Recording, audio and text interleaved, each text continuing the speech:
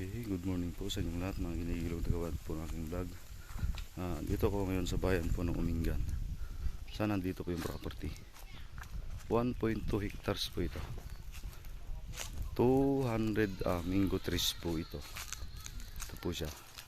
Bali, tatlong herila lang po itong mangga. Diretso po siya hanggang dun. Diyan po yung boundary. Ayan po yung kalsada. Pero itong kalsada po ng property is totok po sa barang kalsada doon po sa bandang likod ko po. Ayan po, diretso po ito. Tatlong hirila lamang po. Ayan, isa, dalawa, tatlo po. Ayan, diretso na po hanggang doon. Ito po, napakaganda po ng mga mango trees po niya. Ito po siya. Ayan po. 200 mango trees po ito. Halos corner lot po itong property. Cemetery road po sa bandang likod ko. Dito naman po sa side niya is barangay road din po na rough road. Ito po siya. Ayan po yung kalsada po niya.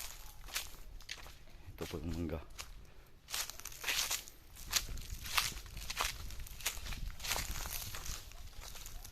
Ayan po, napakaganda po mga sir ng pagkalatag po ng lupa.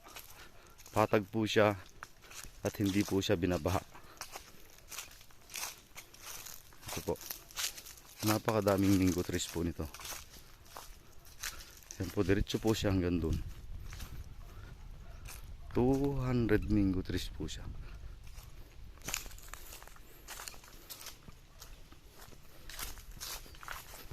Ito po sa bandang side po niya.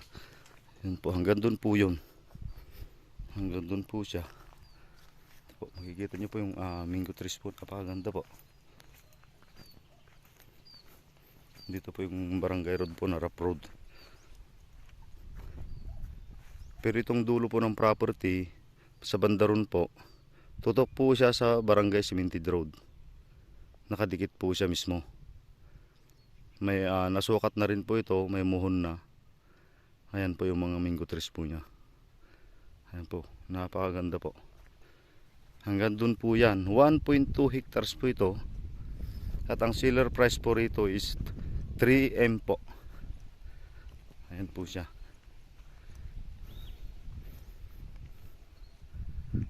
3M po.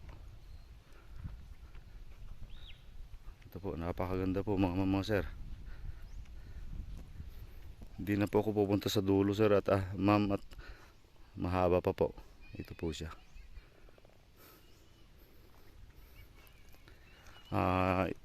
Idadagdag ko na lamang po yung picture po mamaya doon sa barangay cemented po ng property.